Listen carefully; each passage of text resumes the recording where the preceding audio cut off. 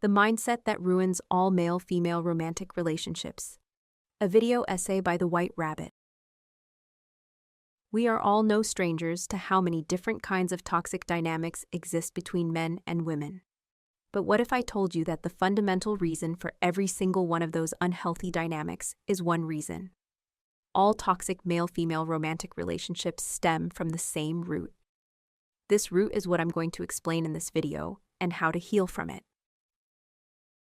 Keep in mind that this information is primarily beneficial for the more traditional heterosexual dynamics, but it can still be helpful for people who don't conform to traditional gender roles and for queer/gay dynamics, if they have duality in their relationship. For the sake of simplicity, I'm going to refer to the parties of this dynamic as men and women, but you can think of them like the masculine and the feminine party, regardless of physical gender. The root of all toxicity between men and women, as in the toxicity that relates to the polarity between them, is the mentality that the other gender, or gender of your romantic interest, owes you. So men who perpetuate toxicity believe women owe them, they believe women are in debt to them. And women who perpetuate toxicity believe that men owe them, they believe that men are in debt to them. The truth is that in any dynamic with a woman, the man initiates, whether he realizes/admits this or not. Men initiate the atmosphere, the dynamic in a relationship. Initiation is natural to masculinity, while invitation, the counterpart of initiation, is natural to femininity. So whether or not a man knows or admits he is the initiator, he initiates regardless, because that's his nature. If he doesn't know or admit it, he initiates unconsciously and unintentionally. So when a man believes that women owe him, he will initiate things that correspond to that belief, such as being passive, playing games, being controlling or overly possessive of the woman, expecting the woman to initiate, expecting the woman to prove her worth to him before he will put in effort, etc. This list could be longer, but the reason why it's not important to make it longer is that the two kinds of toxic masculinity that exist, I have already encompassed with that list. So the point is, if a man is either passive and expects the woman to be the initiator, or he initiates but is controlling, negatively possessive and oppressing to the woman, he believes the woman owes him. This belief comes from unprocessed pain in childhood. It could be mommy issues, or just any kind of unprocessed wound with the feminine polarity. This belief is even stronger in men, who have felt not only powerless to women, dehumanizing them as a result, but also felt inferior to other men. This is common amongst men who got gaslit into thinking they are privileged just by being a man, but haven't actually experienced any or most of the advantages the world told them they have, making them feel like women and other men are more powerful than them, like they are defective or powerless.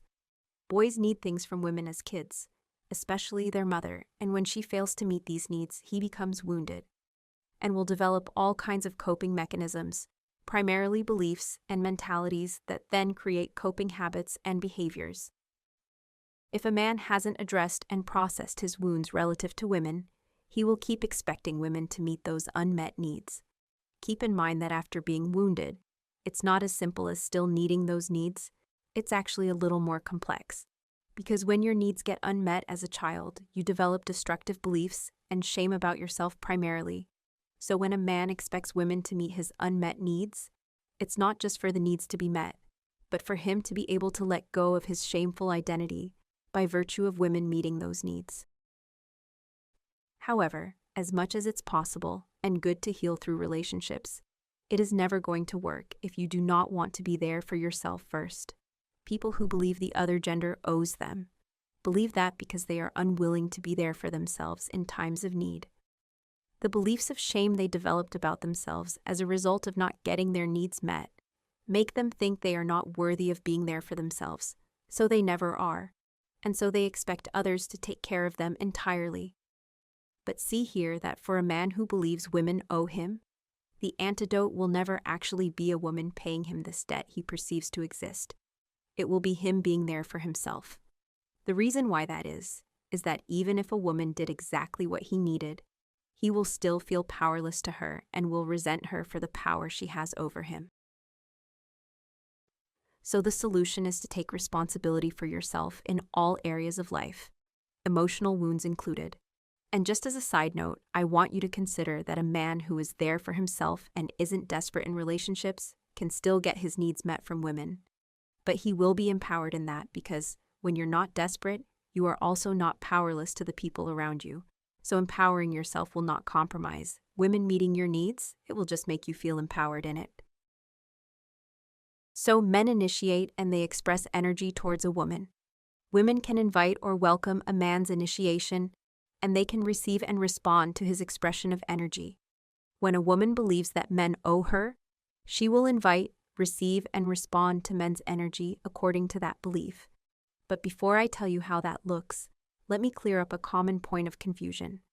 Lots of women, and possibly men too, hear that men initiate and they think it means the woman has no power in how she responds to that. They believe that the man's initiation determines how the woman will act entirely. This is false. While it's true that the initiation narrows down and limits the kind of responses you can make, it's not true that a man's behavior predicts or determines a woman's behavior. Women have power in reception and response. These things are not things they are powerless to. It is their power. And oftentimes, regardless of how a man actually initiates, if a woman has a bias for how she likes to receive and respond, she will do it her way, regardless of the man's energy. So if a man treats her well but she thinks he owes her, she will behave accordingly to her belief, either thinking his goodness is a red flag or accepting his good treatment without showing reciprocity. A man with a healthy mentality can't change a woman's toxic mentality. Just because a man acts well doesn't mean he can fix her if she is wounded and unwilling to heal. And a man who acts toxic can be toxic all he wants. That doesn't automatically make a woman who is healthy in her mentality respond to him in an unhealthy way. So a healthy man can't make a toxic woman healthy, and a toxic man can't make a healthy woman toxic. Notice the difference between women who simply want a masculine man, who initiates in a healthy way, and women who use the truth that men initiate as a way to bypass and cop out of their own responsibility and power. Women who believe that men's initiation doesn't just set the tone for, but determine the dynamic, and with that determine her own behavior, are women who willingly give away their feminine power and later accuse the man for taking it away from her, which is, needless to say, toxic. But now that we cleared up that feminine receptivity is a power, not a powerlessness, let's actually look at how a woman behaves with men if she believes men owe her. Women who believe men owe them act desperate, insecure, needy, demanding, cold, bitter, distrustful, controlling, tense, play games, and expect the man to bend over backwards for her before she considers devoting to him. The list could be longer, but these are the behaviors I could think of off the top of my head. This belief for women comes from unprocessed pain in childhood. It could be daddy issues or just unprocessed wounds with the masculine polarity. This belief can be even stronger if the woman has identified as inferior to men and made men an enemy, dehumanizing men and having a distorted sense of reality about the powers of gender.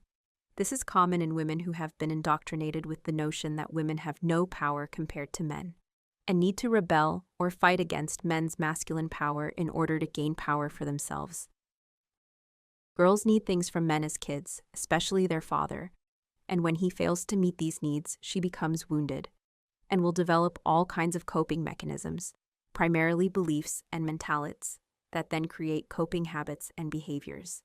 If a woman hasn't addressed and processed her wounds relative to men, she will keep expecting men to meet those unmet needs. Keep in mind that after being wounded, it's not as simple as still needing those needs, it's actually a little more complex.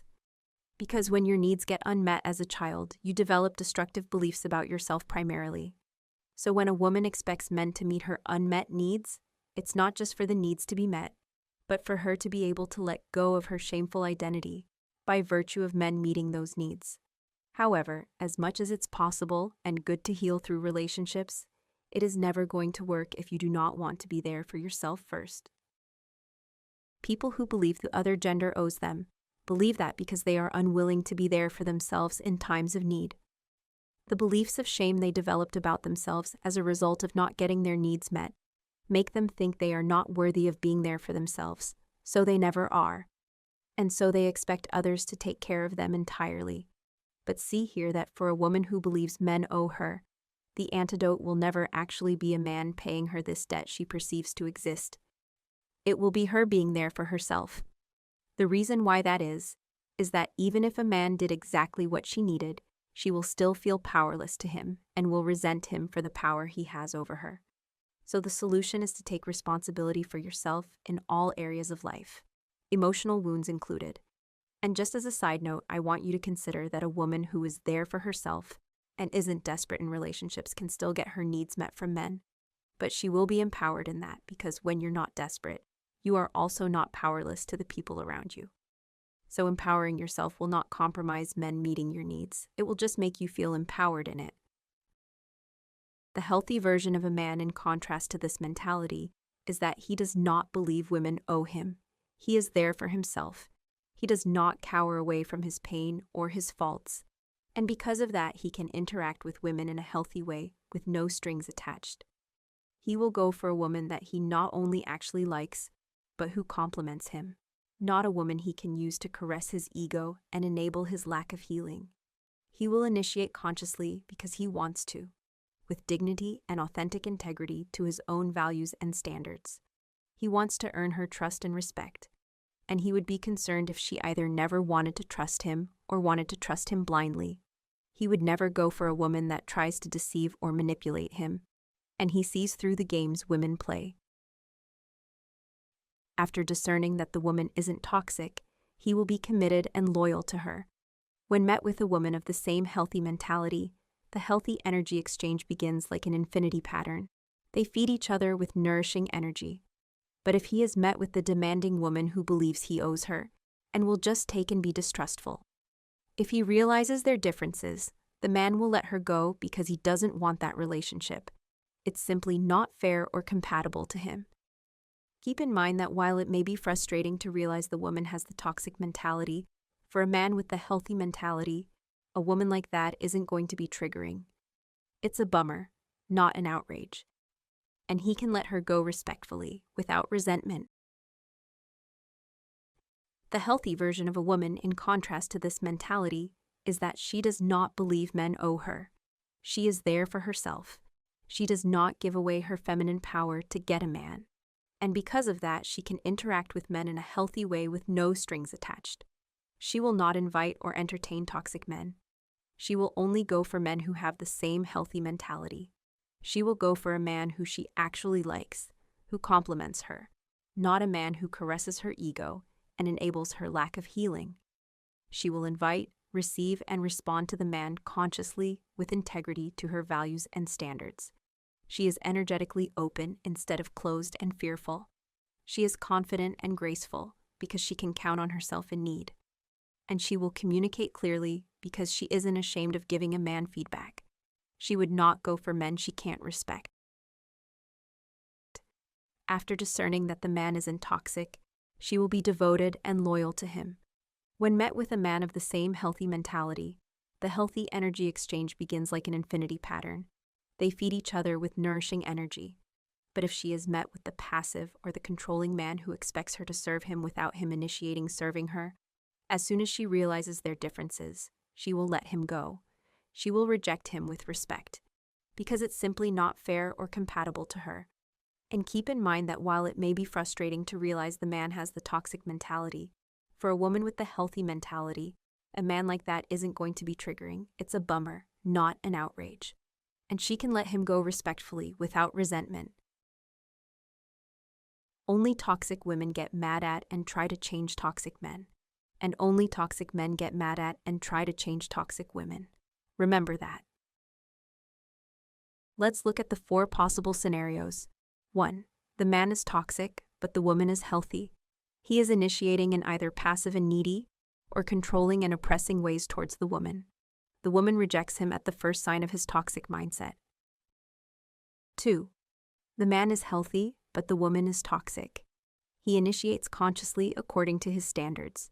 She either can't let herself receive it because of a limiting belief, making the man feel unwelcome, or she receives his energy but keeps on taking and taking without reciprocating in her own way.